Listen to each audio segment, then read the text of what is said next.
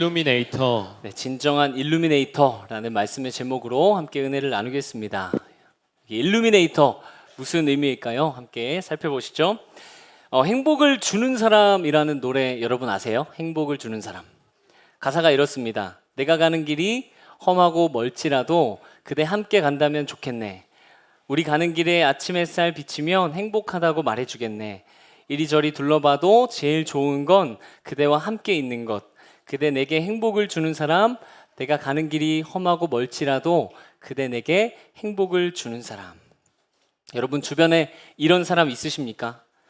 같이 교제하고 대화하고 함께 있으면 좋은 사람 말입니다. 뭔가 모르게 좋고 힘이 나는 사람 말이죠. 이런 사람을 일컬어서 오늘 말씀의 제목인 일루미네이터라고 한다고 합니다. 책 사람을 안다는 것에서 관계에 있어서 두 가지 종류의 사람이 있다고 말해요. 한 가지 종류는 일루미네이터, 또 한쪽은 디미니셔인데요. 우리가 각각 어디에 속하는지 한번 생각하면서 들어보세요. 일루미네이터는 직역하면 무언가를 비추는 사람입니다. 디미니셔는 직역하면 감소시키는 사람, 이 정도가 될 것 같아요. 일루미네이터는 상대방을 만나면 상대방의 잠재력을 알아보고요. 디미니셔는 잠재력을 제대로 보지 못합니다. 또 자신을 더 큰 존재로 느끼게 돕는 반면에 상대를 작게 만들고요. 타인에게 관심을 기울이는 반면에 타인을 이용할 대상으로 여기고요. 상대방을 이해하는 능력이 있는 반면에 자기 중심적으로 행동합니다. 질문을 통해서 상대방의 진정한 모습을 끌어낼 줄 아는 반면에 타인을 평가하거나 판단하는 데에 고정관념을 사용하고요. 주변 사람들의 성장을 돕고 더 깊은 유대감을 형성하는 반면에 자신이 무시당하고 존중받지 못한다고 느끼게 만듭니다.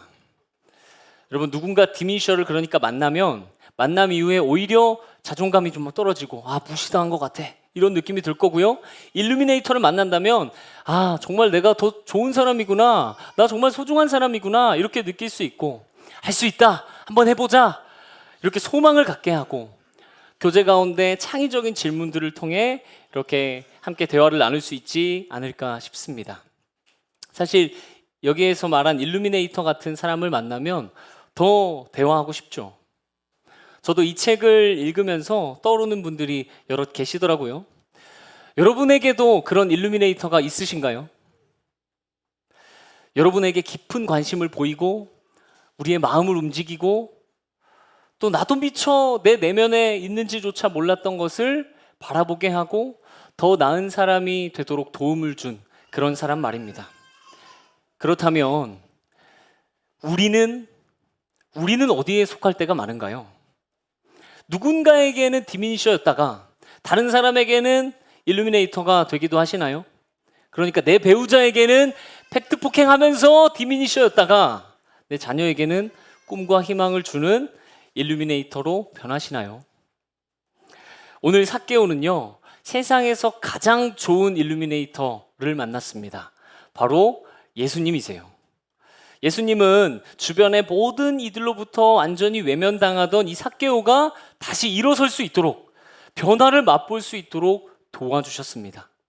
진정한 일루미네이터인 예수님은 어떤 사람에게 어떻게 다가가셔서 그의 삶을 바꾸어 놓으신 것인지 우리 함께 살펴보며 예수님이 보이신 그 삶의 모습을 배워가기를 원합니다. 먼저 오늘의 주인공 바로 삭개오입니다. 삭개오. 그는 세리장이며 부자였어요. 이스라엘을 압제하고 있는 로마의 앞잡이인 세리였습니다. 이들은 백성들에게 원래 거두어야 되는 세금보다 더 많이 거두어가지고 그래서 자신의 주머니를 배불리는 그런 불리는 사람들이었습니다. 같은 민족의 고열을 빼먹는 나쁜 사람이었어요. 심지어 그렇게 빼먹은 고열을 통해서 자기는 부자가 되었어요. 당연히 사람들이 이 삭개오를 좋아할 리가 없었습니다. 그가 예수님이 어떤 분이신지 궁금해서 이렇게 보려고 할 때 아무도 키가 작은 그를 위해서 길을 터주지 않는 것이 정말 이해가 됩니다. 삭개오도 이쯤 되면 사실 포기할 법도 한데 이번에는 돌무화과 나무로 올라갑니다. 돌무화과 나무는요, 잎이 크고요, 가지가 낮아서 누구라도 쉽게 올라갈 수 있었어요. 그리고 넓고 무성한 저 잎 속에 자기를 눈에 띄지 않게 숨길 수 있는 최적의 장소였습니다. 여러분, 예수님을 보러 온 많은 사람들이 있었죠. 그런데 삭개오가 도움을 청할 사람은 한 사람도 없었습니다. 그가 홀로 선택할 수 있는 것은, 그 최선의 방법은 그냥 스스로 나무 위로 올라가는 것 뿐이었어요. 분명 그는 부자였고, 그리고 이스라엘 백성들을 압제할 수 있는 힘이 있는 사람이었습니다. 그러나 그는 지금 혼자였습니다. 많은 사람들과 단지 그냥 같은 공간에 있을 뿐 전혀 관계를 누릴 수 없는 단절된 사람, 고립된 사람이었습니다. 그런데 여러분, 우리의 눈을 돌려보면 우리 주변에도 삭개오 같은 사람이 많이 있습니다. 모든 직장 환경, 우리의 일상에 어떤 이유에서든지 혼자가 되는 이들이 존재해요. 이를테면 삭개오와 같이 누군가를 괴롭게 했을 수도 있고요, 잘못을 한 사람일 수도 있습니다. 아니면 워낙 성격이 내성적이라 관계를 어려워하다 보니 혼자가 되었을 수도 있고요, 새로운 환경에 지금 적응하고 있는 사람일지도 모르겠습니다. 교회로 따지면 새 가족이 될 수 있겠죠. 회사라면 아무도 교제하기를 좀 꺼려하는 동료가 있을 수 있고요, 가정이라면 누구한테 말도 못하고 문제를 안고 끙끙거리는 배우자나 자녀가 될지도 모르겠습니다. 그리고 이렇게 혼자라고 느끼는 시간이 길어지면 그들의 주변에는 분명히 그들을 도와주고 싶은 사람이 있지만 그들은 혼자라고 느껴요. 이렇게 생각하게 되죠. 아, 내 문제를 이해할 수 있는 사람은 없을 거야. 나를 도와줄 수 있는 사람은 없어. 이렇게 혼자라는 생각을 계속해서 강화하고 어떻게든 스스로 해결해 보려고 하는 거죠. 이게 삭개오의 모습 아닙니까? 물론 삭개오는요, 마을 사람들한테 배척받을 만한 그런 상황이었어요. 미움받을 만한 마땅한 행동을 한 사람이었습니다. 그런데 예수님이 만난 그 사람은 이 삭개오였어요. 여러분, 우리의 주변은 어떻습니까? 삭개오와 같은 이들 있습니까? 우리 주변을 한번 돌아보시기 바랍니다. 여러분에게 삭개오는 누구입니까? 만약 떠오르게 하시는 그런 삭개오가 있다면 오늘 본문 속 예수님의 모습에 주목하시면서 예수님을 닮아 살아내시기를 소망해 봅니다. 이제 드디어 예수님과 삭개오가 만나게 돼요. 4절 5절 함께 읽겠습니다. 시작. 예수께서 그리로 지나가시게 되밀어라. 예수께서 그곳에 이르사 쳐다보시고 이르시되. 사실 우리는요, 예수님이 지금 삭개오를 만날 거라는 걸 이미 알고 있죠. 그런데 예수님은 지금 평소와 같은 일상을 살아가는 중이셨어요. 얼마든지 삭개오를 그냥 지나칠 수 있었던 상황이었죠. 예수님은 슈퍼스타였잖아요. 예수님을 보기 위해 많은 사람들이 몰려들었고 수많은 사람들이 예수님을 에워쌌습니다. 예수님의 시선에는 정말 많은 사람들이 보였을 거예요. 그런데 그 많은 사람들 중에서 혼자인 사람, 소외된 사람, 그 사람 삭개오를 발견해내신 것입니다. 정신없는 와중에 그냥 지나칠 법도 했을 텐데 예수님은 그냥 지나치지 않으신 거예요. 여러분, 예수님이니까 당연하다고 느껴지십니까? 10절을 보면 예수님의 목표는 잃어버린 자를 찾아 구원하는 것이었습니다. 그럼 그냥 구원하면 그만이잖아요. 예수님의 신적인 능력을 통해서 그를 구원하면 그만이었습니다. 예수님의 할 일만 깔끔하게 끝낼 수 있었어요. 그리고 또 다른 잃어버린 자를 향해서 또 가셔야 되잖아요. 더 많은 이들을 구원하셔야 되잖아요. 바쁘잖아요. 그러나 예수님은 이 본인이 할 일만 빨리 끝내시지도 않으셨다는 거예요. 예수님은 바쁜 일상 속에서 숨어있는 삭개오를 발견하셨고 환대를 시작하셨습니다. 모두가 외면하는 이를, 그 삭개오를 바라보시고 말을 건네신 거예요. 최근 한 지체와 교제에 관한 대화를 하게 됐습니다. 이 지체가 다른 이들과 잘 교제하지 않는 자신을 보면서 좀 아쉬워하고 조금은 또 자책하는 것 같더라고요. 그래서 교제하지 않게 되는 이유가 뭐라고 생각하냐 물었는데 이렇게 말했습니다. 오늘 하루 내가 분명히 해야 할 일이 있고 또 목표한 것들이 있는데 교제하고 누군가를 만나는 것을 통해 그런 삶의 안정감이 깨지는 것 같다, 이런 말을 하더라고요. 이분 스스로를 안타까워하면서 얘기했습니다. 근데 한편으로 너무 이해가 되는 거예요. 그래, 교제하기 위해 시간을 내고 에너지를 사용하고 이런 실천들이 각자의 목표를 향해 달려가고 있는 우리에게 때로는 장애물처럼 여겨질 수도 있겠구나. 그런 면에서 누군가를 바라보고 교제하고 환대한다는 것은 참 어려운 일이 맞는 것 같습니다. 대면, 비대면, 외면이라는 책의 한 내용을 한번 읽어드릴게요. 외면의 사전적 정의는 상대한 사람과 마주 대하기를 꺼리어 얼굴을 다른 쪽으로 돌려버리는 것이다. 우리는 누구를 어떤 이유로 외면하는가, 싫어하는 사람을 의도적으로 무시하는가 하면 아무 생각 없이 상대에게 소홀해질 때도 있다. 왜 소홀해지는가? 상대방을 업신여기는 마음 때문일 수도 있다. 또는 산만한 환경에서 주의력이 떨어져서일 수도 있다. 빡빡한 진료 스케줄에 쫓겨 모니터에서 시선을 떼지 않는 의사처럼 효율을 앞세우다 대면에 교감을 하지 못하는 것이 전형적인 경우다.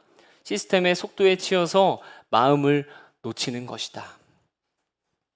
현대사회의 바쁨 속에서 여러 사람들과 대면하지만 교감하지 못하고 마음을 놓치는 모습을 잘 말해주고 있는 것 같습니다. 여러분, 이 모습이 우리의 모습일 때가 많죠. 아이 키우느라 바쁘기도 하고 또 우리의 꿈을 위해 달려가야 하니 바쁘기도 하고요. 사업, 또 직장, 다양한 일들이 얼마나 많이 우리의 일상 가운데 산재되어 있습니까? 맞습니다. 그런데 예수님은 예수님의 바쁜 삶을 통해 우리에게 지금 도전하고 계십니다.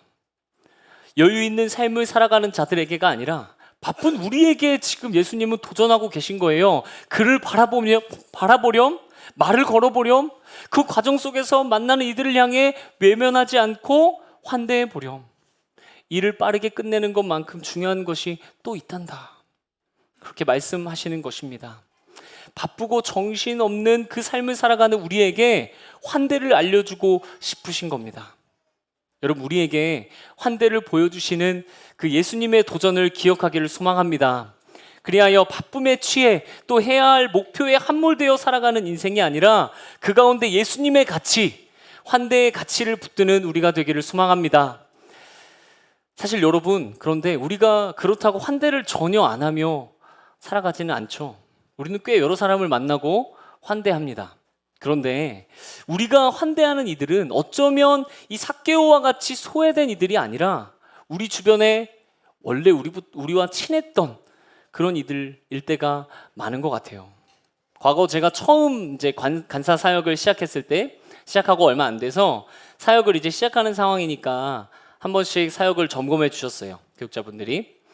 한 주 동안 제가 만나고 교제한 지체들, 그리고 또 진행한 사역들을 쭉 점검해 주셨는데 제가 뭐 만난 지체들을 쭉 적어봤어요. 그런데 보면서 아차 싶더라고요.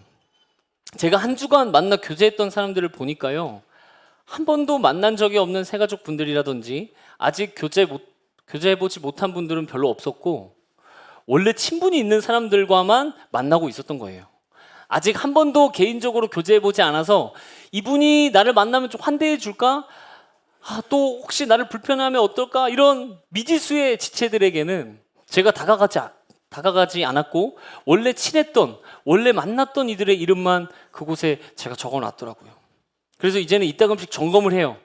그렇게 점검하고 제가 돌아보지 않으면 저는 또 다시 원래대로 돌아갈 수밖에 없는 사람, 그런 연약함을 가지고 있는 사람이라는 것을 알았기 때문입니다. 저의 이런 모습을 정확히 알고 있다는 듯이 불신의 시대를 사는 그리스도인의 용기라는 책에서 이렇게 말해요. 성경에서 말하는 환대는 거의 항상 이방인이나 소외된 자들, 다시 말해 우리와 이질적인 사람들과 관련이 있다. 환대에 대한 성경적 개념을 제시해야 한다면 나는 일반적인 친구들의 모임 밖에 있는 사람들을 사랑으로 환영하는 것이라고 말하고 싶다. 그렇게 돌아보지 않으면 우리 편한 사람, 익숙한 사람만 만나게 되는 거죠. 그런 저에게 말하는 것 같습니다. 여러분, 우리의 삶을 한번 돌아보면서 점검하면 어떨까요? 성경이 말하는 환대, 내가 편한 사람이 아니라 소외된 사람, 이방인, 성경이 말하는 환대, 그 환대의 삶이 우리에게 드러나는 은혜 누리시기를 간절히 소망합니다. 우리가 그렇게 누군가를 환대하다 보면요, 그 과정에서 예상치 못한 일들도 일어납니다. 또는 예상치 못한 일들이 일어날까 두려운 마음이 들기도 하는데요, 예수님과 삭개오에게도 그런 일이 일어났어요. 이제 예수님은 삭개오의 집에 유하여야겠다고 말씀하셨습니다. 그리고 삭개오를 바라보시고 말을 거셨었죠. 삭개오의 집으로 이제는 들어가셔요. 이때 그를 보고 있던 군중들의 반응이 들려옵니다. 7절 우리 같이 읽겠습니다. 시작. 뭇 사람이 보고 수군거려 이르되 저가 죄인의 집에 유하러 들어갔도다 하더라. 네, 아마도 예수님과 삭개오의 이 만남, 이 마주침을 보고 있던 군중들은 자기 나름대로 상상을 했을 것 같아요. 아, 정의로운 예수님께서 우리를 억압하는 저 세리 삭개오를 향해서 비난의 말을 쏟아내시겠구나, 한마디 하시겠구나, 이렇게 생각했을 것 같아요. 삭개오 내 이놈, 네가 어떻게 착한 사람들을 이렇게 억압하는 거야? 너는 네 동포의 피를 빨아들였구나. 네 조국을 배신하고 하나님을 저버렸어. 당장 네가 하는 일을 집어치우고 회개해. 이렇게 한마디 했으면 군중들이 얼마나 환호를 보냈을까요? 그러나 예수님은 이렇게 하지 않으셨어요. 로마의 앞잡이 노릇을 하던 그의 집에 들어가서 묵기로 하시는 거예요. 본격적으로 그의 집으로 들어가서 환대하기로 마음을 먹으신 거죠. 이제 삭개오를 향했던 이 적대감, 이 군중들의 적대감은 이 이해할 수 없는 행동을 한 예수님께로 모두 돌아가게 된 거죠. 예수님이 취하신 환대 행동이 생각지도 못한 결과를 가져오게 된 겁니다. 여러분, 누군가를 환대한다는 것은요, 이런 예상치 못한 반응들을 마주할 용기가 필요한 것 같아요. 우리는 사실 이런 예측 불가능한 상황들이 두려움으로 다가오곤 하잖아요. 아, 내가 만난 그 사람, 상대방이 나를 좋아해 줄까? 정말 나와 보내는 시간을 기뻐해 줄까? 혹시나 나와 보내는 시간을 싫어하면 어떡하지? 억지로 만나주는 거면 어떻게 하지? 상처받을지도 모르는 그 두려움이 도사리고 있습니다. 사실 저도 그래요. 번아웃 증상을 겪은 이후에 몇 달 전까지 한 달에 한 번 정도 계속해서 상담을 받았었습니다. 그러면서 저에 대해서 좀 알게 된 게 있어요. 제가 상담가 분께 이런 얘기 한 적이 있거든요. 저는 부모님께도 친한 친구에게도 잘 전화하지 않습니다. 한마디로 무소식이 희소식이라고 생각하며 지내는 것 같습니다. 제가 그렇게 얘기했어요. 근데 이 말에 담긴 뜻을 아는데 얼마 걸리지 않았습니다. 이게 바로 관계 안에서 행동하는 방식이 회피인 사람들의 전형이라고 얘기하더라고요. 무소식이 희소식이다, 이런 말이. 생각해 보니까 누군가를 환대하려고 마음 정말 단단히 먹고 약속을 잡아도 관계에 대한 두려움을 느낀 경험이 꽤 있다는 것을 발견하게 되었습니다. 좀 피하고 싶고 말이죠. 그때마다 제가 이제 누군가를 만나기 전 교회 어두운 이제 본당이나 실에 앉아서 얼마나 기도했는지 몰라요. 주님, 두려워하지 않도록 힘을 주세요. 용기를 주세요. 만남 속에 회복과 위로와 격려를 주세요. 그러면요, 정말 신기하게도 하나님 마음의 평안을 주시고요, 또 할 말을 생각나게 하시고요, 교제에 기쁨이 있게 하시고요, 마음껏 상대방을 위해 기뻐할 수 있는 힘을 주시더라고요. 여러분도 누군가와 만남, 또 누군가를 환대하기에 앞서서 이런 두려움이 있진 않으신가요? 환대하고 싶은 마음도 있고 환대해야겠다는 그리스도인으로서의 책임감도 드는데 관계에 대한 이 두려움이 앞설 때가 있으십니까? 예수님도 삭개오를 만나면서 느끼셨을 것 같아요. 그 군중들의 시선과 수군거림 느끼셨을 것 같습니다. 그렇다면 예수님 우리의 마음 아시겠잖아요. 우리의 마음 다 아시잖아요. 주님께 환대할 힘 우리 주님께 좀 구했으면 좋겠습니다. 주님, 다가갈 수 있는 용기 주세요. 그를 향한 하나님의 마음을 알려주세요. 교제 가운데 주님의 복을 주세요. 불안한 마음에 평안을 주세요. 그렇게 하나님께 기도하는 것이죠. 우리의 기도 가운데 주님께서 우리에게 필요한 용기를 주실 것이고요, 교제 가운데 지혜를 허락해 주실 것을 믿습니다. 그렇게 두려움을 이기고 환대의 걸음을 걸어가는 저와 여러분 되시기를 소망합니다. 이제 예수님은 군중들의 수군거림과 비난을 뒤로하고 삭개오의 집으로 들어가세요. 그리고 삭개오의 고백이 들려옵니다. 8절 읽도록 하겠습니다. 시작. 삭개오가 서서 주께 여짜오되 주여 보시옵소서, 내 소유의 절반을 가난한 자들에게 주겠사오며 만일 누구의 것을 속여 빼앗은 일이 있으면 내 갑절이나 갚겠나이다. 네, 동족의 고열을 빼먹던 이 삭개오가 이제 완전히 삶을 되돌리려고 하고 있습니다. 최고의 일루미네이터이신 예수님의 환대를 경험한 이 삭개오의 삶은 완전히 달라졌습니다. 그리고 예수님은 선언하시죠. 오늘 구원이 이 집에 이르렀으니 이 사람도 아브라함의 자손이미로다. 아멘. 이제 예수님 선포하신 거예요. 삭개오는 그 전에 살아온 삶은 뉘우치고 이제 새로운 삶을 살아가게 된 것입니다. 예수님은 진정한 의미의 일루미네이터셨습니다. 삭개오가 가진 이 잠재력을, 본인도 모르는 이 잠재력을 무한히 펼칠 수 있도록 비춰주시고 앞으로 살아갈 수 있도록 회복을 주실 수 있는 그런 분이셨어요. 또한 구원을 선포하실 수 있는 분이셨습니다. 그렇다면 예수님을 따르는 우리 또한 우리의 일상 가운데 일루미네이터로 살아갈 수 있지 않을까요? 미국의 벨 연구소에서 일어난 일을 소개해 드리겠습니다. 그곳의 경영진들이요, 연구원의 그 결과물들을 쭉 살펴봤어요. 그런데 몇몇 연구원들이 다른 연구원들보다 훨씬 생산적이고 특허권을 더 많이 개발했더랍니다. 그래서 이 경영진들이 조사하기 시작했어요. 왜 이런 결과가 나왔는지 조사했습니다. 학력도 추적해보고 직위도 추적해보고 가능한 한 모든 단서를 추적했대요. 그러다가 이상한 점 하나를 발견했다고 합니다. 가장 생산적인 그 연구원들이 꼭 그 한 전기 엔지니어와 함께 아침이나 점심을 먹었다는 거예요. 그 전기 엔지니어. 그냥 밥만 먹은 게 아니었고요. 이 전기 엔지니어는 훌륭하게 의사소통을 하면서 연구원들의 연구과제에 귀를 기울여 주기도 하고 좋은 질문을 던지면서 그들이 최고의 결과를 낼 수 있도록 이끌어냈다는 거죠. 즉, 이 전기 엔지니어는 일루미네이터였던 겁니다. 누군가 나랑 식사하고 교제했더니 더 좋은 결과를 얻어요. 살아갈 힘을 얻어요. 정말 귀한 인생 아닙니까?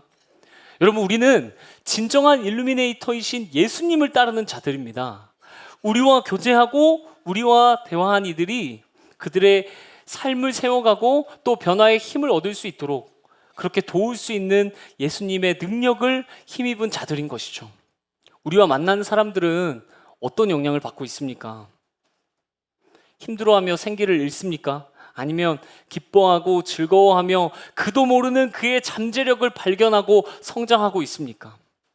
우리의 삶이 진정한 일루미네이터이신 예수님을 따라 살아가고 또 우리 삶에 만나게 될 이 삭개오들을 발견해서 환대한다면 우리를 통해 세워지는 영혼들이 생길 것이고요.